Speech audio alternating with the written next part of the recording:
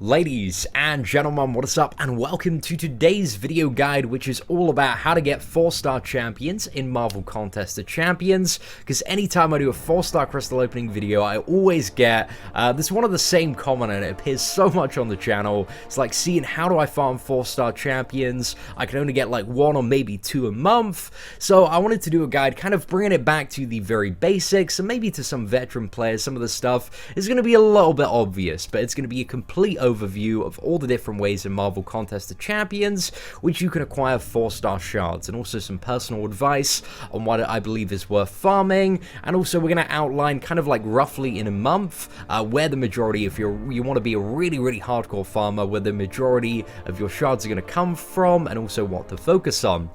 So yeah, hopefully you find today's video pretty helpful, but also this was actually one of the first videos we ever made on the channel. It was about 8-9 months ago, but since then I wanted to do an updated version today, just because in those 8-9 months so much stuff has changed. Arena has had a huge revamp. We have new modes like such as Master Mode didn't exist 8-9 months ago. We have additional endgame stuff, so I kind of wanted to just bring all this information kind of up to date and give some new advice on it. But anyway, let's talk about 4-star farming. Now, one of by far the most efficient ways to farm 4-star characters at the moment is Arena. Like with the revamp to Arena in patch 12.0, you get a ridiculous amount of 4-star shards, so kind of finishing in the higher brackets. If in the 4-star basic Arena you can get to 11 to 25%, which kind of floats between about like a 1.25 million cutoff to 1.6 million, like providing you hit the final milestone and go a little bit over, you're going to reach that every round of Arena. That is 500 shards right there, which, you know, on a monthly basis is 2 fully formed 4-star hero crystals. And for a lot of people, you know, that have an established roster, that is a really easy grind. So if that's not already on your to-do list, I definitely suggest kind of adding it there. You know, averages out about, you know, if you want to go for that every single round, it's about 500 to 600k points every round of Arena. Again, this very much depends on who is the basic champion. If it's really desired, the cutoff might be a little bit higher, but if it's somebody garbage like Kamala Khan or Joe Fixit, it's going to be a little bit lower there. So something to keep in mind there. And then you have the 4-star featured Arena. So this is the one where you can also use 5-star champions. So it's much easier to get a lot of points in this arena when you start getting a few 5-star champions, because 5-star champions give an insane amount of points every round in comparison to 4-stars. So yeah, it becomes a little bit easier once you grow your 5-star roster. So if you get in the 11 to 30% bracket, which again isn't too hard to do, it's about the same score as it was in the basic arena. That is an additional 500 shards, but if you can get in the 1 to 10% bracket, this is a little bit higher. It's about 3.5 to 4 million. Then that's, you know, 800 shards. And if in either arena you can score enough to kind of nab the fully formed either basic or featured champion, and some of those are a little bit easier to get than others, then, you know, you've got a fully formed there. But let's say you weren't going for any featured champions in a month, you just wanted to grind as many shards as possible.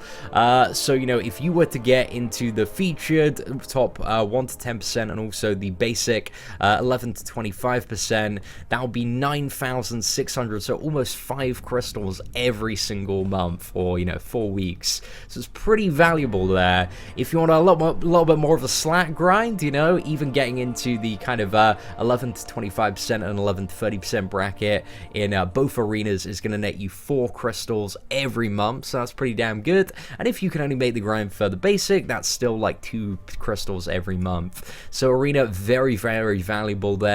I mean, there's also so much additional stuff that you could take into account with Arena. You take into stuff like getting premium hero crystals, potentially pulling like a fully formed 4-star, or, you know, getting a 3-star and duping that and having additional shards, which we'll talk about in a little bit.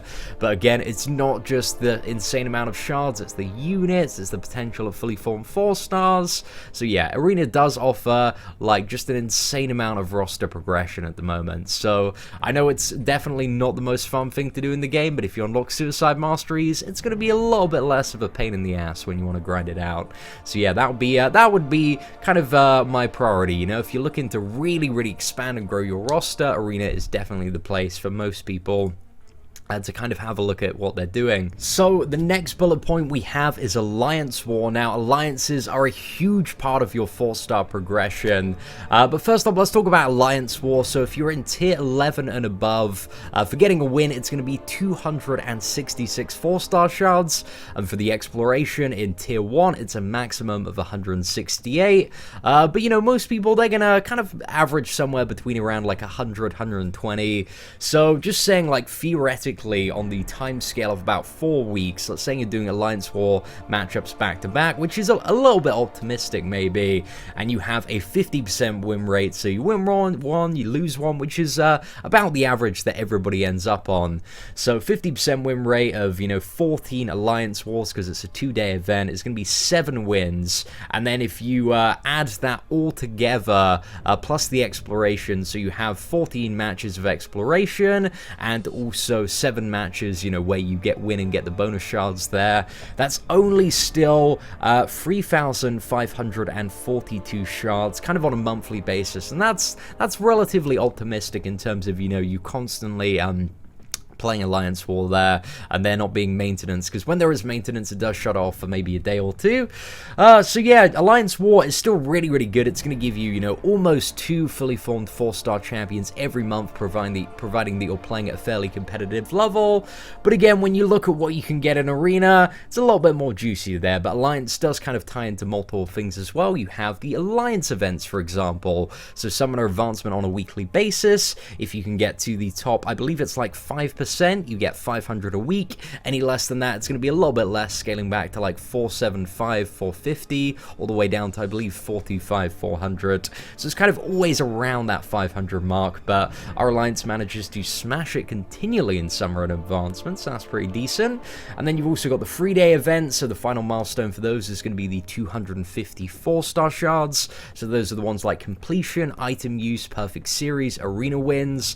So it's just very important that your alliance kind of like chips in all together and kind of spreads the load between them when it comes to kind of the minimums of what's required for these events. And if your alliance can work together to do that, then that's pretty much an additional like 4-star crystal for everyone every month, which is pretty damn decent there.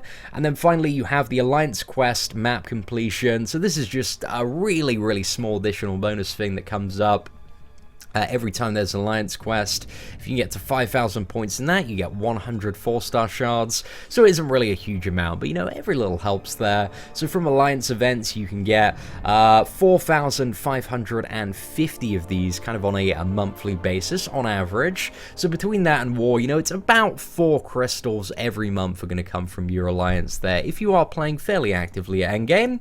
And then the next thing you have is you have getting a duplicate copy of a 3-star character that you already have. It's going to be 55 shards for a regular dupe, and you know, if you dupe a max level character, you're going to get a max signature ability crystal, which is most likely going to contain an additional 55 4-star shards. So you know, it's going to be pretty much very often double 4-star shards if you dupe a max level 3-star. That doesn't really start, you know, coming in too much until you're at the like endgame of Marvel Contest of Champions, but it's one of the things, you know, with growing rosters that really does speed up your progression, and it's very important to kind of reiterate and keep in mind, never sell any 3-star character, because you know, eventually they're going to pay off pretty big when you get those max level dupes. So the next thing we have is the monthly quests. So these are the ones that come around every like 4 or 5 weeks or so.